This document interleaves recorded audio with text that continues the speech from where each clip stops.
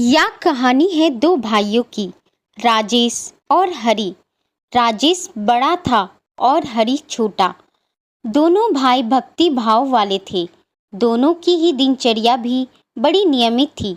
सुबह जल्दी उठना, फिर पूरे मन से भगवान की पूजा करना, ये उनकी आदत भी थी और संस्कार भी, जो उन्हें अपने पिता से मिले थे।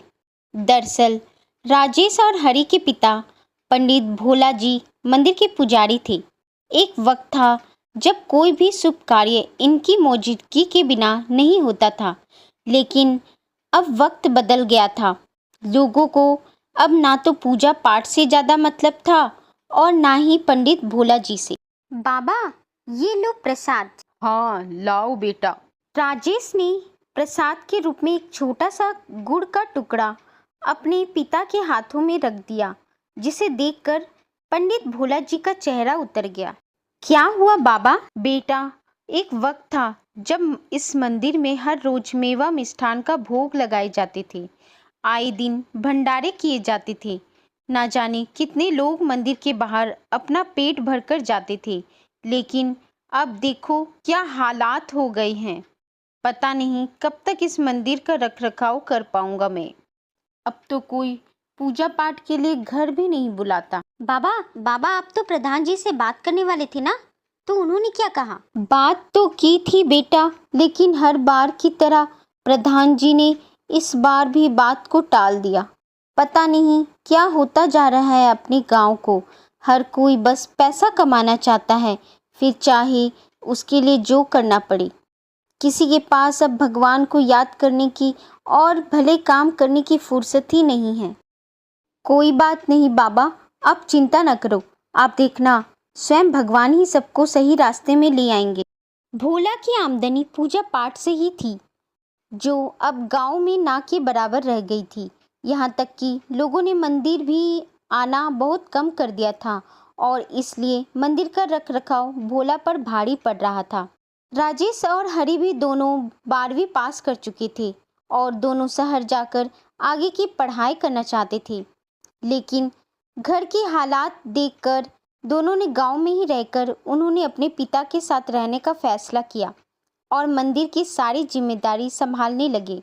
लेकिन इसके बाद भी हालात नहीं सुधरे तो मजबूर होकर दोनों भाई अमीर लोगों के यहाँ खेतों का काम करने लगे। अरे हरि और राजेश, तुम दोनों यहाँ ही हो? तो मंदिर में कोई नहीं है क्या? नहीं प्रधान जी, वो बाबा है वहाँ। बताइए, कुछ काम था क्या? हाँ, काम तो था, लेकिन तुम लोगों से था, पंडित जी से नहीं। वो ऐसा है बिटवा कि अपने जो वर्मा जी हैं ना, वो कुछ दुकानें डालना चाहते हैं, तो उसके लिए ज़मीन तलाश रहे हैं। ये तो अच्छी बात है, लेकिन प्रधान जी, इसमें हम क्या मदद कर सकते हैं? वो क्या है ना, उन्हें मंदिर की ज़मीन चाहिए। बोल रहे थे कि वो ज़मीन मंदिर के बीचों बीच है और सबकी नज़र पर भी है, इसलिए वहाँ दुकानें बहुत चलेगी। और पता है, वो कोई भी कीमत देने को तैयार है। ये कैसी बातें कर रहे हैं आप? प्रधान जी, मंदिर की जमीन भला कैसे मिल सकती है किसी को? ये तो पाप है, पाप। फिर भला मंदिर को कोई वहां से हटाने के बारे कैसे सोच सकता है? अरे ना बिटवा, मंदिर तुड़वा कर नरक में थोड़ी जाना है। वो तो बस थोड़ा छोटा करने को बोल रहे हैं। सामने वाली आंगन और पीछे वाली ज़मीन बेच दो बस, और मंदिर को रहने दो बीच में बस। बिटवा, मुंह मांगी कीमत मिल रही है, और क्या चाहिए? और कभी भंडारा वगैरह हुआ तो कैसे होगा साहब? कहाँ बैठाएंगे लोगों को? कहाँ हो रहा है भंडारा? देखो, किसी के पास इतनी फुर्सत नहीं है। देखो, पंडित जी तो है ही पुरानी सोच के, अब वो कभी ना मानेंगे। लेकिन तुम तो नए जमाने के हो, तुम समझदारी से काम लो। समझाओ अपने पिताजी को और कहो वर्मा जी को बेच दे ज़मीन। तुम्हारे घर के हालात सुधर जाएंगे और फिर तुम लोग भी जो चाहो कर सकते हो। अब तुम खुद ही सोचो, इतनी बढ़िया ज़मीन है तुम्हारे पास, लेकिन देखो यहाँ मजदूरी करनी पड़ रही है। ये भी कोई बात है भला?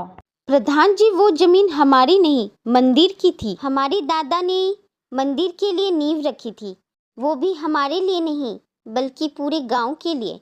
ये बात अलग है कि उस मंदिर के यहाँ किसी को नहीं पड़ी, लेकिन हम इतने लालची नहीं कि पैसे के खातिर मंदिर की जमीन किसी को बेच दे।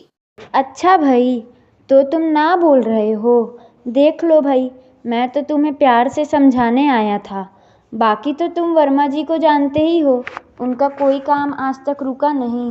क्योंकि उन्होंने अब तक मंदिर की जमीन पर नजर नहीं डाली थी। प्रधान जी, अब चाहे जो हो जाए, हम लोग मंदिर की जमीन किसी को नहीं बेचेंगे। प्रधान को समझ आ गया था कि राजेश और हरि को मनाने की कोशिश उसकी बेकार हो गई थी। इधर प्रधान वर्मा जी के पास पहुंचा, जो गांव का सबसे रसूखदार और अमीर आदमी था। वही था जो उस मंदिर की जमीन को बेचना चाहता था अपने बेटे टोनी के लिए, जो ठीक उसके नक्शे कदम पर चल रहा था। आ गए प्रधान, तो बोलो कितने में माने वो लड़के? जी, वो तो नहीं माने। क्या मतलब है कि नहीं माने? क्यों नहीं माने?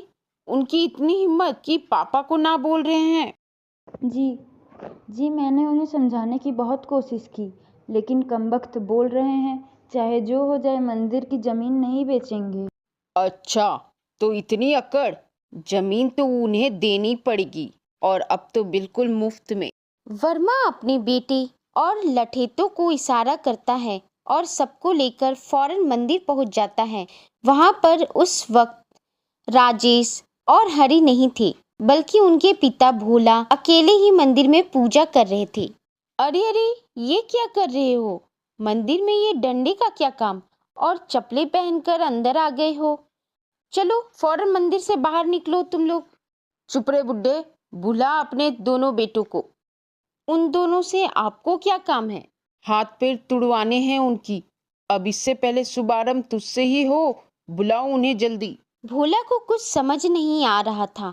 तभी राजेश और हरि वहां आ जाते हैं और वहां का नजारा देखकर खुद ही सब कुछ समझ जा। आ गए तुम दोनों? हाँ, आखिरी बार पूछ रहा हूँ, जमीन बेचोगे कि नहीं, कि अपनी हड्डी पसलियां तुड़वाओगे? हम तुमसे डरते नहीं हैं। हमारा जो जवाब पहले था अब भी वही है। हमारे रहते मंदिर की जमीन पर कोई कब्जा नहीं कर सकता। अच्छा, तो जैसे तुम्हारी मर्जी। इतना कहते ही वर्मा अपने लठेतों को इशारा करता है और वो राजेश और हरि की तरफ बढ़ने लगते हैं। लेकिन जैसे ही वो उन पर हमला करने की कोशिश करते हैं, मंदिर में लगा भारी घंटा उन पर गिर जाता है। वो घंटा काफी भारी था, जिसके कारण वो दोनों लठेत दब गए थे। अरे अरे, मर गया रे, मर गया, मदद करो मालिक। अरे मर गया रे, भगवान के लिए कोई मदद करो हमारी। वर्मा और टोनी टस से मस नहीं हुए। राजेश और हरि फौरन उन लठेतों की मदद करते हैं और उनके ऊपर से वो घंटा हटाते हैं। दोनों लठेतों को काफी चोटें आई थी और वो ठीक से खड़े नहीं हो पा रहे थे। ये देखकर वर्मा गुस्से से बोला, अच्छा, तो पहले से इंतजाम करके बैठे हो। ठहर जाओ, तुम्हारा इलाज तो मैं करता हूँ। इतना कहते ही वर्मा अपनी जेब से एक पिस्तौल निकाल लेता है, लेकिन हरि और राजेश जरा भी नहीं डरते। तुम हमारा कुछ नहीं बिगाड़ सकते, भगवान हमारे साथ है। हमने सच्चे मन से भगवान की सेवा की है, वो हमारा साथ जरूर देंगे।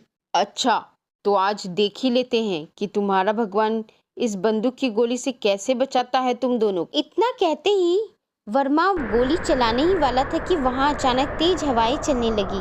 हवाएं के साथ मिट्टी भी उड़ने लगी, जिसकी वजह से वर्मा कुछ देख नहीं पा रहा था।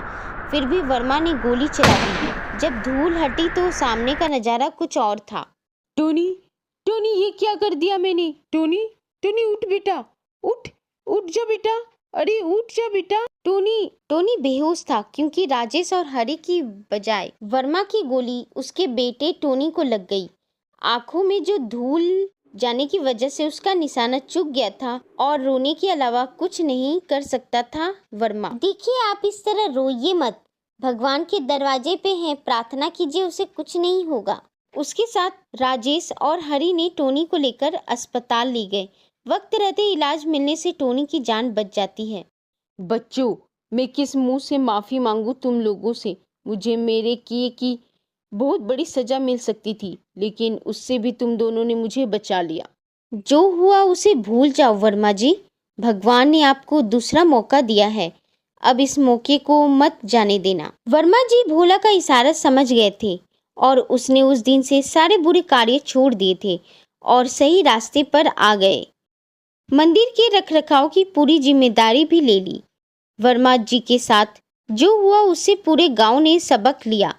मंदिर में अब रौनक आ गई थी, साथ ही पुजारी और उनके बेटों के जीवन में भी रौनक आ गई। डियर व्यूअर, अगर आप मेरी वीडियो देखते हैं तो प्लीज वीडियो को लाइक और कमेंट जरूर करें। अगर आप लाइक और कमेंट करेंगे तो हमें मोटिवेशन मिलेगा। प्लीज आपके लाइक और कमेंट से आपका कुछ नहीं बिगड़ेगा। और भी प्लेलिस्ट है, आप देखें और कैसी स्टोरी देखना और सुनना चाहते हैं हमें कमेंट में बताएं।